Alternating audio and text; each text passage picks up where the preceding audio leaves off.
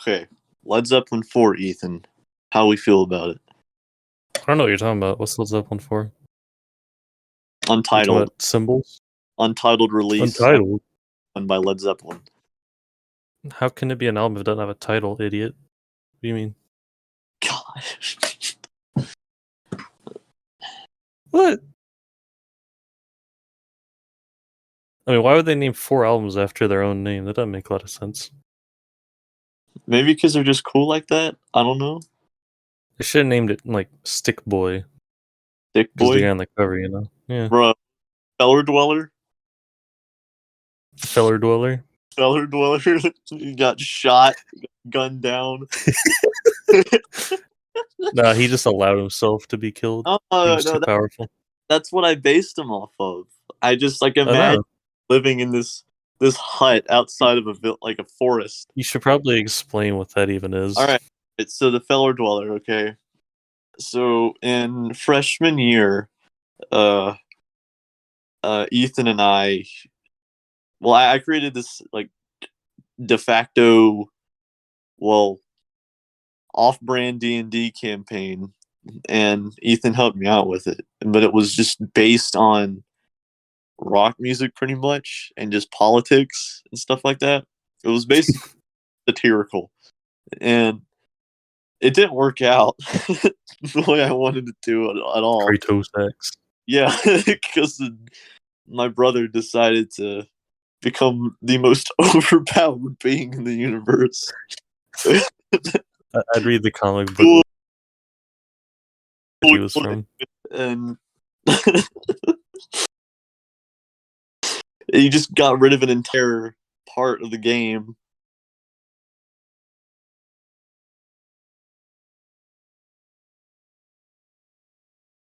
By using the Force, and he was supposed to guide you.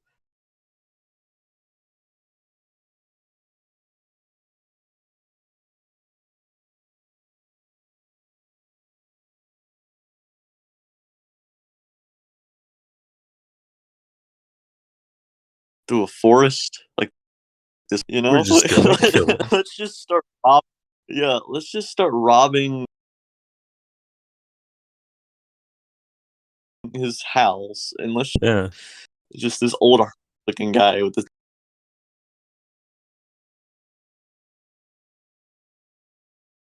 a bunch of sticks, and then they shot him.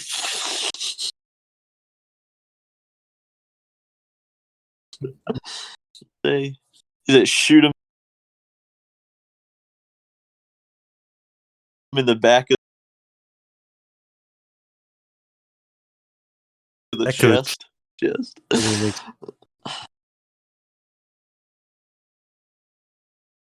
Yeah, but take Ethan. That's my interesting perspective on this album. All right, cool.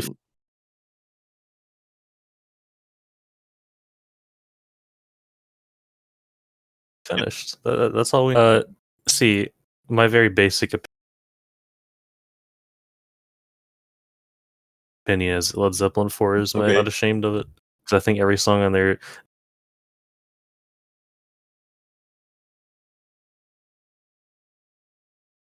the only thing that keeps it from being tied is too long. Mr. Keith would 6 minutes, and it kind of stretches a bit. If they cut all the sort of instrumental parts by 2 seconds each, right? Just then, drawn out, be a perfect album. Yeah, I feel like you just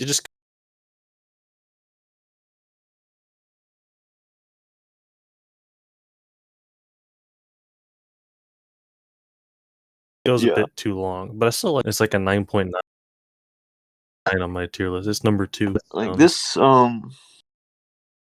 Black Dog, I liked it when I first heard it, and I still do like it. It's just I probably played it a bunch. That and Rock and Roll. The way you move, got that smoker voice, but yeah, after getting hit by a car, or no, wrecking his car or whatever. Yeah, Robert Plant actually died in 1970. It's just been a fake named Bobbert. Yeah, after Paul McCartney and Bob Dylan. Yeah.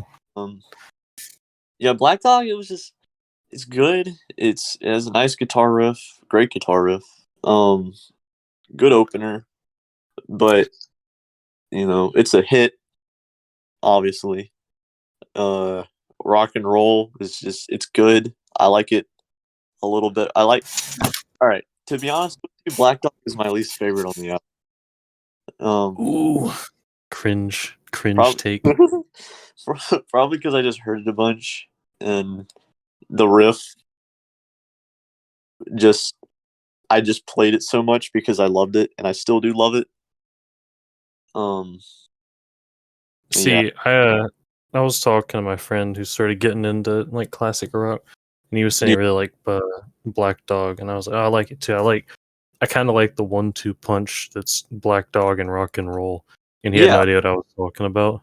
Yeah. Because he's like, oh, I didn't know there were other songs. I thought it was just a single. I'm like, Yeah. oh, okay. Well, I think it's a great combination to start off the album. But I mean, rock and roll I like better because of the piano. No. and the guy who would play with the Rolling Stones played on it. And I just think honestly, just the opening drums on rock and roll. Oh yeah, beautiful. Yeah, like the beginning of the just live show, everything. So it was just perfect. Yeah. Yeah. I might listen to this song being on the airplane tomorrow. Honestly, now that I'm like thinking about it, it's kind of a great album. Yeah, man, Led Zeppelin rules. But Battle of Evermore, okay. I think I really like this song. I played it a bunch when I was, first discovered Led Zeppelin. But there was a time period where I kind of felt like you did. It was just kind of drawn out. It was long. There wasn't much happening. But I listened to it again because I just have this like newfound love for folk rock music, and especially how Led Zeppelin does it, because Led Zeppelin does it really well. And they didn't do a whole lot of it, and I wish they did more of it. But what they did was absolutely fantastic. And Jimmy Page actually never played a mandolin before and was like, hey, I'm just going to do something here. And he just came up with that. And then they got that folk singer from that band Fairport Convention, which is just kind of there. And they said, hey, come sing with us. And they actually kidnapped her. Sandy Denny was her name. And yeah, she sang on that, which for the longest time, I thought it was just Robert Plant doing all of it. And my dad was like, I saw a meme where it was a guy, like a muscular, shirtless guy, and it was the same guy with like he had taken his put a tank top on and put it up like a crop top, and it was me trying to do both voices in Battle of Evermore. Okay. But yeah, I mean, Battle of Evermore, I think I really it really intrigued me at the time when I first heard it, because it started talking about ring race and everything, and it started talking about this fantasy stuff, and I'm into that. Was especially at the time, because I heard that Robert Plant was like the Lord of the Rings nerd, and I thought that was cool because his dog's name was Shooter, and I was like, all right, that's my kind of dude. No homo. But Battle of Evermore, it's a solid song. I mean, it's Mr. Keith's favorite. My physics teacher. I'm sorry, that's a cringe take. I think it's the worst song on the album. Okay. I don't even think it's a bad song. There's like that one minor bit that annoys me sometimes. So every other song I think is pretty flawless. I just really love the mandolin as an instrument. I like the bluegrass kind of folk sound, and I've always liked it. especially Not combined with even. Rubber Plant I'm sorry. wailing. Like, that's just an ultimate combination. Yeah. We haven't even got to the hidden unknown gem of the album yet, though. All right, would that be 4 Sticks? Stairway to Heaven. Oh. Okay. 4 Sticks might be my favorite song on the album. I don't know yet. It's either 4 Sticks or When the Levee Breaks, but I really love 4 Sticks. Wasn't it? But I'm like pissed when they recorded 4 Sticks. hmm? I remember reading that John Bonham was like really mad when they started recording 4 Sticks. It was either that or the drum part to Stairway to Heaven. Or he's just sitting there for 4 minutes. Maybe. Yeah. But anyway, Stairway to Heaven, Ethan. Why do you think this is considered the greatest rock song of all time? I can see an argument for it because I like songs that are sort of segmented and have multiple parts to them. Yes. You know, which Yeah. Stairway definitely does. Uh-huh. And that guitar solo for the end, I guess it's probably like the 5-minute mark, is pretty legendary. I won't lie. Definitely. The Stairway guitar solo is Yeah, it's arguably considered the greatest guitar solo in rock history. And for good Yeah. reason. Because it's just perfect. I mean, it's pretty good. It's amazing. I mean, just the lyrics are great. You really don't know what they mean, but it's mystical, and that's what makes it for me.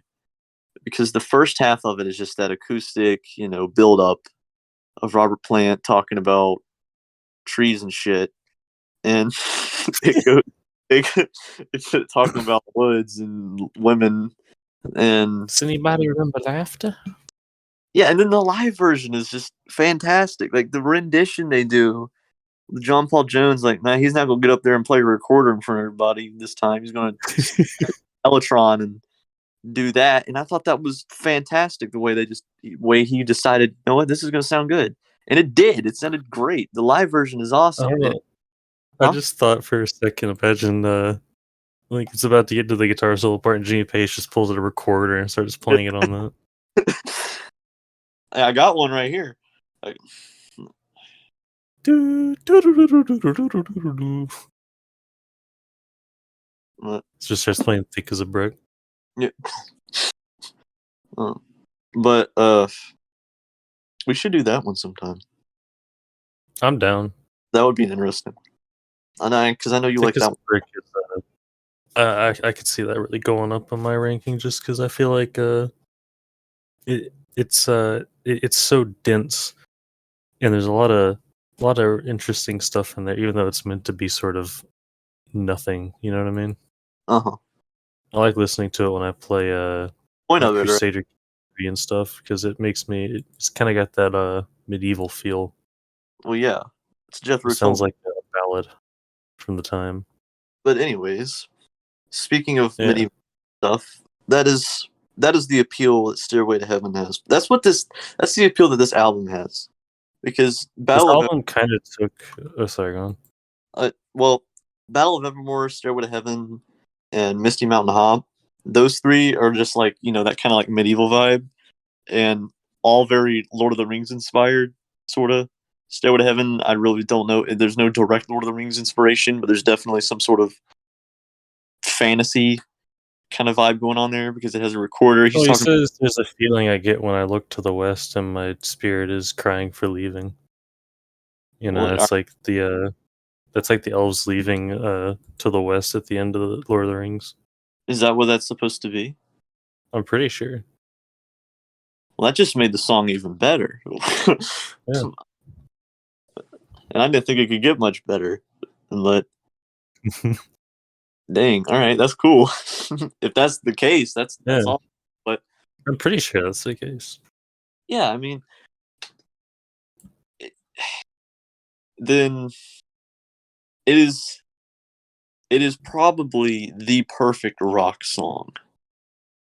It's not my favorite, um, but it never gets old for me as it does for probably the average listener. Probably because Led Zeppelin is my favorite band, and I love Led Zeppelin generally speaking, and it it's like Bohemian Rhapsody for Queen fans. You know, Bohemian Rhapsody for Queen fans doesn't really get old, but I I guess mean, I'm not a Queen fan then. well, I mean, diehard Queen fans. um, Stairway to Heaven is, in my opinion, the perfect rock song. It has everything I like about Led Zeppelin in it. Um, Great guitar solo, great drums, stuff like that. Not as bass heavy as some of their, harder rock stuff, but John Paul Jones knew what he was doing. He always knows what he's doing because John Paul Jones is like an unsung hero.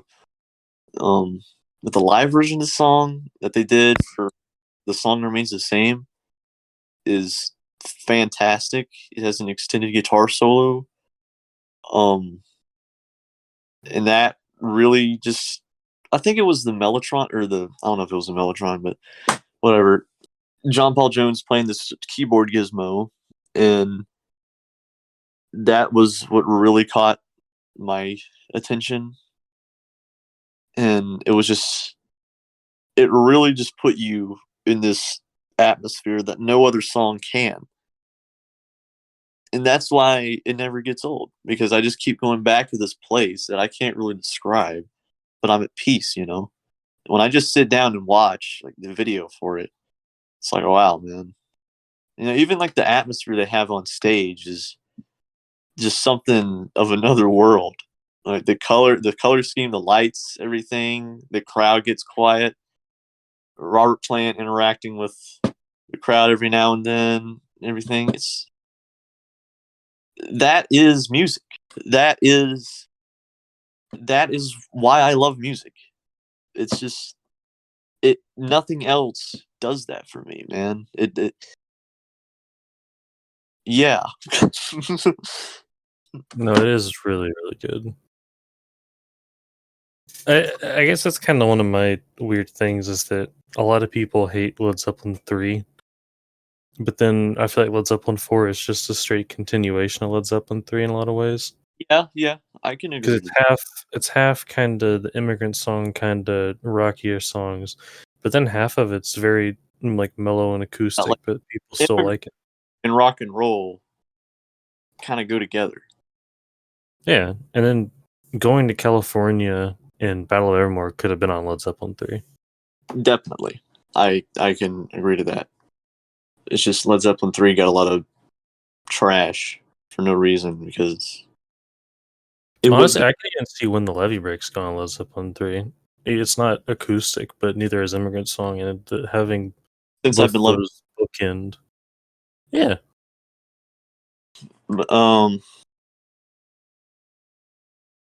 Misty Mountain Hop. How do you feel about it? It's probably my second least favorite song, but I still like it. Not that there's anything wrong with it, you know? This was actually years ago when I was probably, I want to say, in elementary school. I knew Led Zeppelin was a band. I knew they existed, but I wasn't into classic rock at all. And I would look through my dad's laptop and like on his media player, and I saw Misty Mountain Hop, and I was like, oh, this must be about Lord of the Rings or something. And that because I was at the time was really into Lord of the Rings, and I still kind of am. But I turned that on. I was like, I don't. What the heck is this? I was like, I wasn't into it. I wasn't getting into it. Because it was just ba ba ba ba ba ba ba ba. It wasn't really appealing. It's not the most appealing song ever. I really No, I like it, agree. and now I do. Now I really like it because, well, I don't know. I guess I got older and I got wiser, and Misty Mountain Hop rocks. It's a solid song. Definitely not the best song, but I'm glad they made it. Yeah, me too. It does. I think it does kind of grate a little bit after a while, though. If you had to Yeah, listen to Missy Elliott for 5 hours, I would not. Nah, I don't know.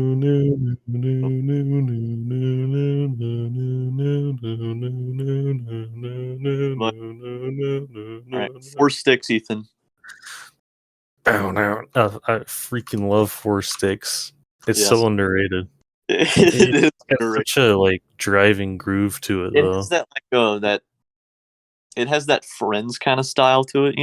They had on Led Zeppelin 3 that Indian Mm-hmm. influence. Yeah, and Like, I don't know. A about this. lot of people crap on it, but I don't really get why. It seems like pretty classic Led Zeppelin to me. Hmm. I think it's just as good as Black Dog and Rock and Roll and songs like that. Yeah, no, I think it's better than. I think it. I never really gave it a chance when I first got into Led Zeppelin, and then that's at the time I didn't really care to listen to albums all the way through. But when I listened to Four Sticks, I was like, yeah, this is actually pretty freaking good. Why is it? Then I I don't realized know. Led Zeppelin, their catalog is so good that they just can't talk about everything because Mm-hmm. so they probably just you gotta randomly choose songs that would do well commercially and release them individually. Now, Four Sticks probably wouldn't be the go-to for that, but I don't know why not. It's the best song they ever made. it was a B-side, I think. Was it? Uh, it says that it was a B-side to Rock and Roll. I think Rock and Roll was the real B-side, let's be honest. I don't know. Commercially, things are different. Boy, there's an alternate mix. I haven't heard that. It's shorter than the original. I don't want to listen to that. I I want it to heard be 10 times longer. full on like Indian orchestra or something like that.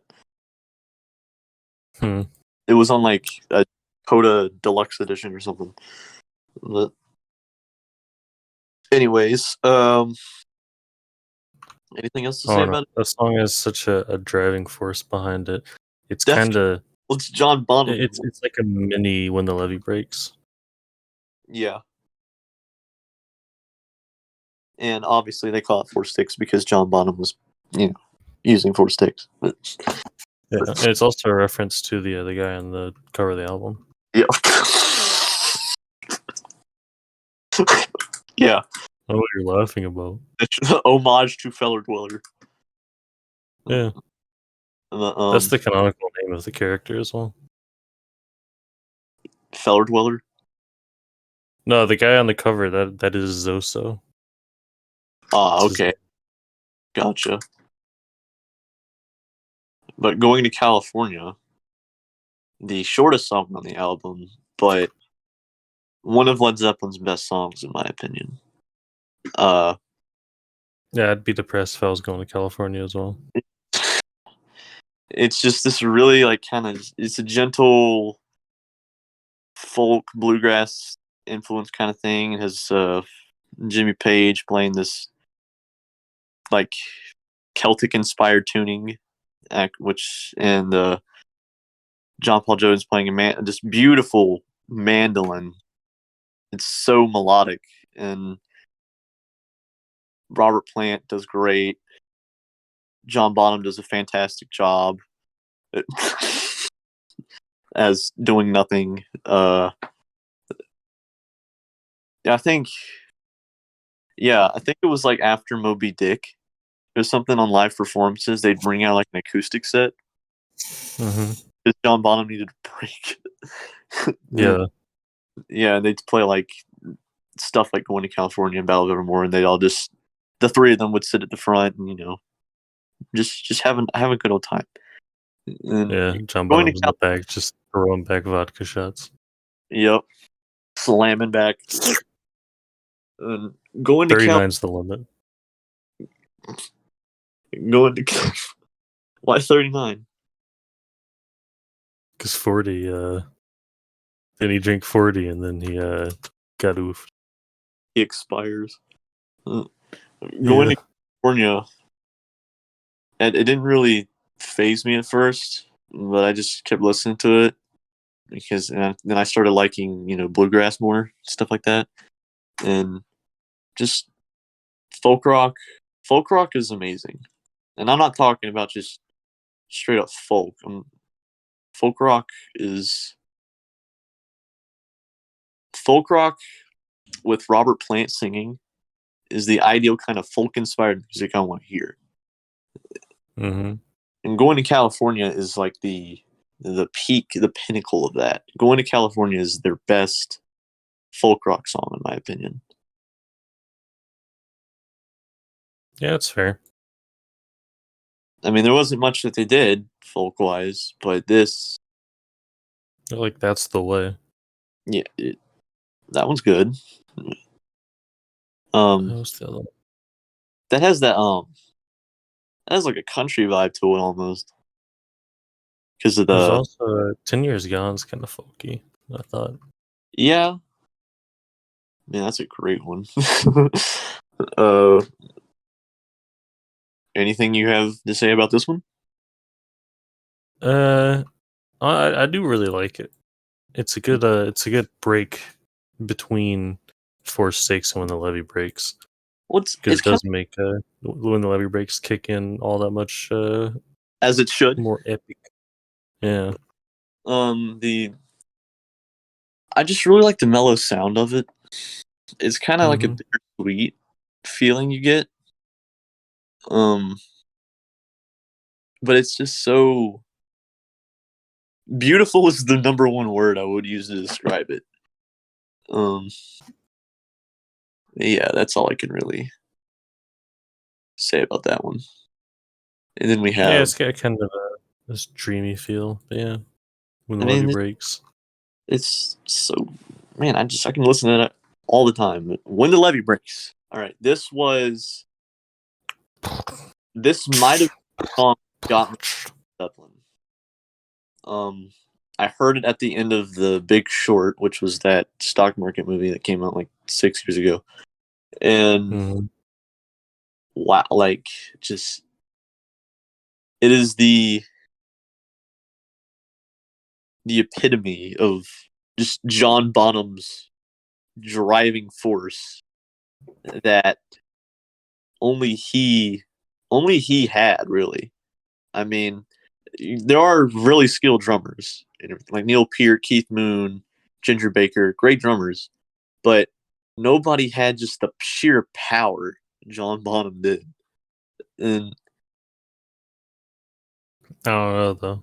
Have you heard huh? Meg White on Seven Nation Army? That's some pretty drumming power, you know.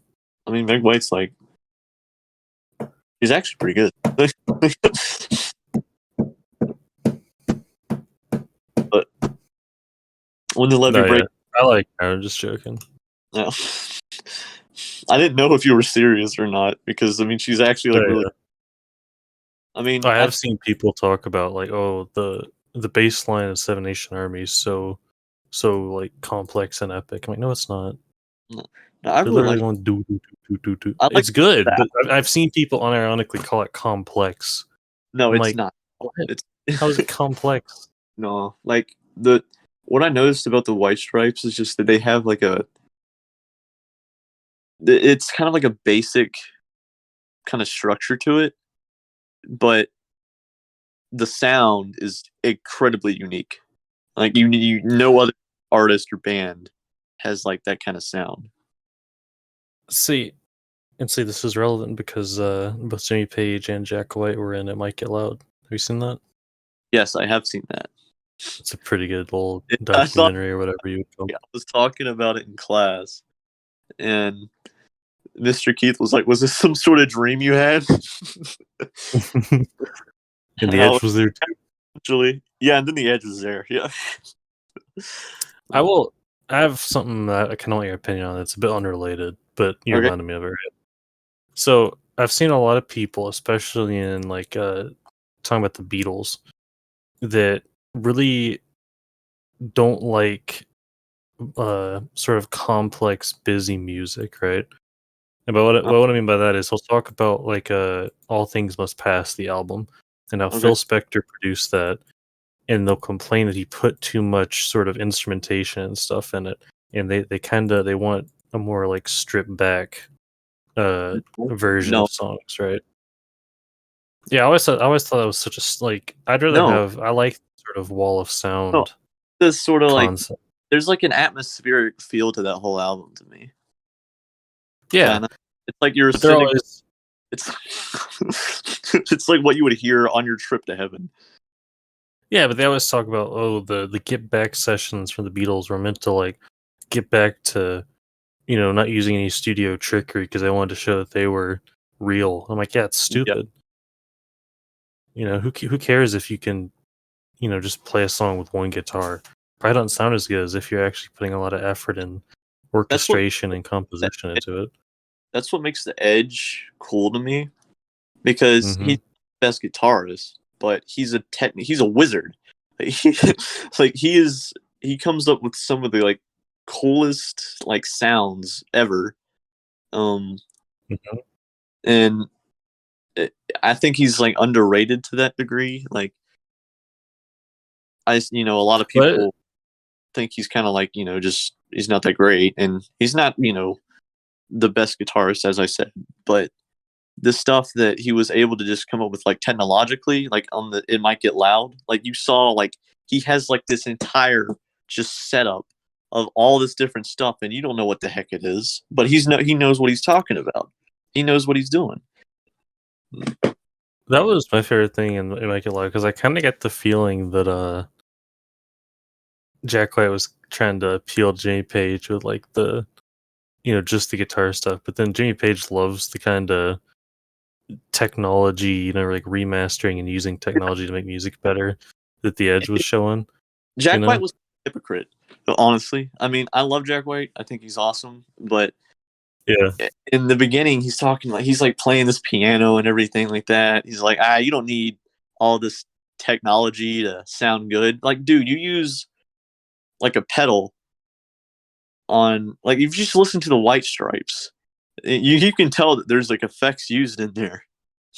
You don't. yeah. That's natural sound a guitar makes. Like, I mean, but it just depends on how you use it. I mean, if you use it, um, like you're trying to show off talent to play guitar, then maybe not. But if you're trying to show off that you can create a unique sound through use of the guitar, it's like a vessel that you can just get to one place and then to the next. Then by all means, go right ahead. If it sounds good, it sounds good, and that's what it do. An even better band. Yes, I think he was trying to show off to Jimmy Page, right? And Oh, then he yeah, got kind of blindsided when it turned out Jimmy Page is the like is really into that kind of stuff. And look at how yeah, many times Jimmy Page has remastered Led Zeppelin albums and like added new stuff to yeah, them. You yeah. know, Jimmy Page, he was like, both of them wanted to just see Jimmy Page. Like, let's be real.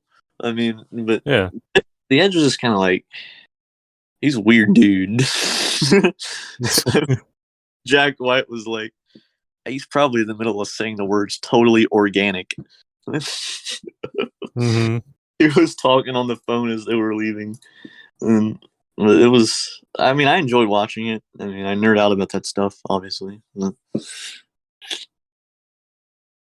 But Jimmy Page is the master, you know? Oh yeah. But My yeah, favorite part is I love seeing pictures of him with his girlfriend because she's like 22. like 50 years young. I know. That is so weird. But I find it so funny. It's so weird, man. It's like because like there's a subreddit where it's like like Led Zeppelin memes, and they'll always be like, "Oh, look at Jimmy and his daughter. They're so cute together." You know, it Oh could be man, his granddaughter. It could be his granddaughter, honestly. like just man, my dad, he thinks Jimmy Page is a good guitarist, but he doesn't think he's great. He thinks, Hmm. and I can like respect that to a degree, but I mean, he's thinking I don't like Wood from the Stones is a better guitarist than Jimmy Page. I don't even think the Stones are the best at anything in music. And Ronnie Wood, like we'll argue about that later. Ronnie Wood is he's a good musician. He is. I mean, nothing against him, but I mean, he's not better than Jimmy Page. Like, A lot of people try to like shit on Jimmy Page and like, oh, if you look at like, if you have like a trained ear and you listen, he actually is pretty sloppy with his guitar playing and misses like notes and adds notes where there shouldn't be any. And I'm like, yeah, and it sounds good. You yeah, pretentious. exactly. Like he's a sloppy guitar player, like sometimes, but like if you listen to Achilles' Last Stand, the guitar solo in there is emotional. I would call it. It's like he's making the guitar. It sounds like it's crying. You like know? the live version where he's playing at Nebworth and he looks like he's about to bust a nut and he's sweating like crazy. He was whacked out. Like he was. Oh yeah, he was more heroin than blood at that point. Yeah, dude. He was like, his life was heroin during that time. He had carpal tunnel at the time too. So I mean, yeah, but I mean, he's awesome. Like I just love the style. Like nobody else has that style. I was watching How Many More Times, the Royal Albert Hall version they did, which is like 20 minutes of just really just improv. But I love that one. He just breaks into this solo and he does it so spot on. And I'm like, oh my gosh.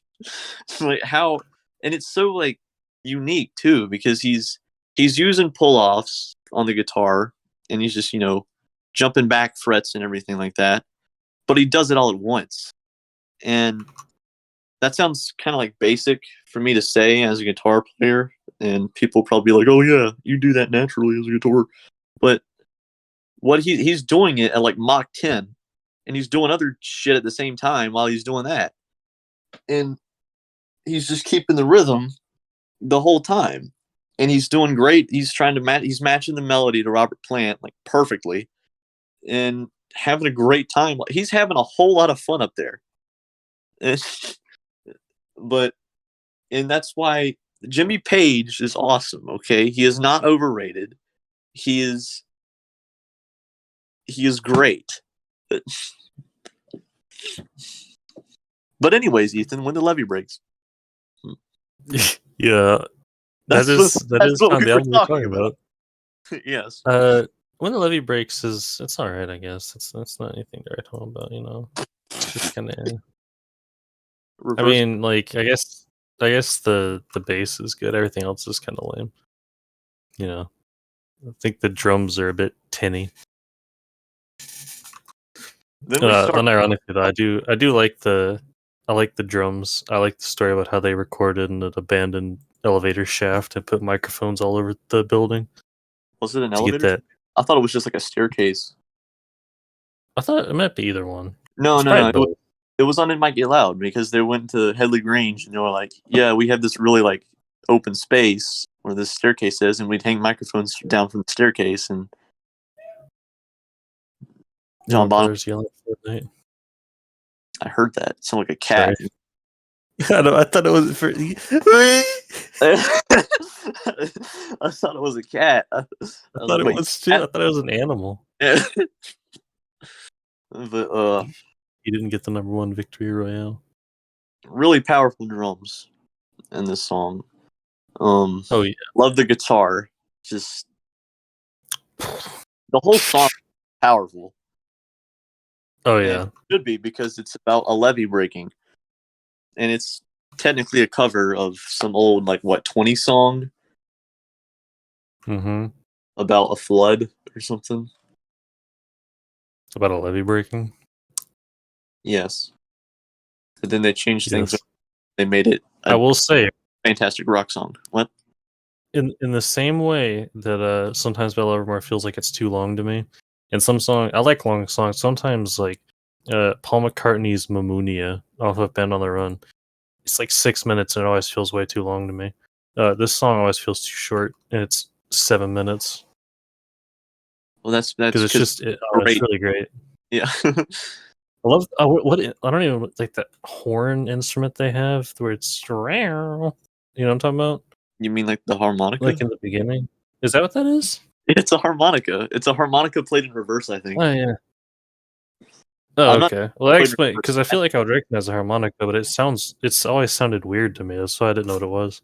I always thought it was like an alarm. You know what I mean, like a siren. Uh-huh. Yeah, that's a good way to put it. It's like a siren. That's what I thought it was supposed to be. I guess it is a harmonica. Maybe. I don't know. Oh no, a reverse echo effect, where the I echo is heard ahead of the source. This used to be like my favorite Zeppelin song ever, and but Over the Hills and Far Away. But yeah, Also, everyone samples the drums on that song because they're so good. huh? When the levee breaks, everyone samples the drums on that song Oh because yeah, they're so great. Beastie Boys, man. I know they sampled it. Yeah. Well, Eminem. it's a basic beat, but the force like you just hear when like in the actual song, it's like, dang, he must have been pissed. Yeah, I feel like I did like. I feel like the job of a drummer is to set that beat, and I feel like he did it pretty well. Yeah, like Jimmy Page had to get bigger amps just because of how loud John Bonham was. And Yeah, I like, drummers like Keith Moon and Ginger Baker and Neil Peart like that. I think they're fantastic. But there's only like, I don't know, one other drummer I can think of that can just match that sort of energy, and that's the guy who plays for Black Sabbath. Bill Ward, I think his name was. He doesn't match it, but he just like comes close. I mean, as a metal band, you have to be pretty aggressive about it. But mm-hmm. I mean, this John Bonham. There's a reason why people call him the greatest drummer of all time. I don't know if I agree. I don't know if I think he's the greatest drummer of all time, but I don't think anyone else comes close. I don't know. I mean, like when I watch him play Moby Dick, I'm like, yeah, he's the greatest drummer. But like if I'm listening to like, I don't know, Neil Peart or something, my opinion changes. Overrated. Really? Yeah. I'm interested. He's all right. I feel like he gets overhyped by a lot of Rush fans, of which I am one. But that's what they say. How many Rush fans does it take to screw in a light bulb? What is that? Is that an actual joke? Well, no, it takes about all of them because one of them can do it, but everyone else has to say that Neil Peart would have done it better. Oh, oh yeah. But yeah, I mean, Neil Peart, like drum fills on Tom Sawyer gives me chills every time. After the But soul, think of how much better John Bonham would have done it. man, now you got me. You got me in an internal conflict. But anyways, any other thoughts you have on this album? I think it's pretty great. If they had just shortened Battle Evermore a bit, it would have had a big contender for number one spot. 5 seconds. That's all I want. Just make the entire thing. Just do the entire thing in mandolin. Make it an instrumental. Wait, number one is in your favorite album, or favorite album is Led Zeppelin 4 is my second favorite album of all time. Okay, because I thought nothing compared to Pet Sounds.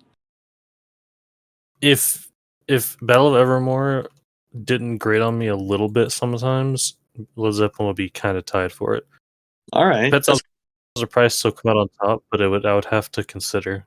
Yeah, I get what you mean. But anyways, I don't really have much else to say for it. Oh, and that's where this album's where the cymbals came from. Trivia, but But yeah, like the cymbals on the drums. Yes. Before this album, yeah. before this album, John Bonham played strictly on tom-toms, a bass drum, and a timpani.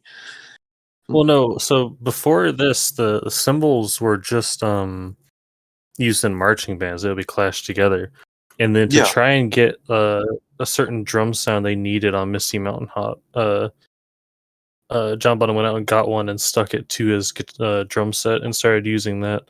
And ever since then, all drum sets have come with a cymbal. All right. You can look that up. That's true. Is it actually? Yeah, I thought you were just pulling my leg. I am. You suck.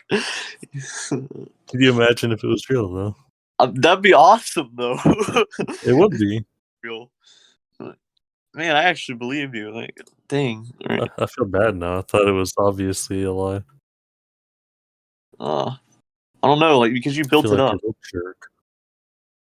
You built it up, man. Like, but anyways, that's all. I should have said like Jimmy Page put the cymbal on his guitar or something stupid. Yeah. Would you have bought that one? It wouldn't have surprised me though. He needed somewhere to put his cocaine on when he was like if he actually tried to like that. I mean, he plays it with a violin bow sometimes. So. Yeah. But yeah, God, I mean that's Jimmy Page used a 4-neck guitar. 4-neck guitar. Yeah. I saw John Paul Jones play some 3-neck something. Something other. It was weird. But anyways, I think that's all I got to say about it. Same here. It's a great album. You should listen to it in reverse, especially on Stairway. Yes. Yeah. Great Christian message. Yeah. We here at Astral Sounds support the message. Right. Wait. Yeah. You just agreed. Can't believe you're a Satanist now. Yes, so Led Zeppelin rules.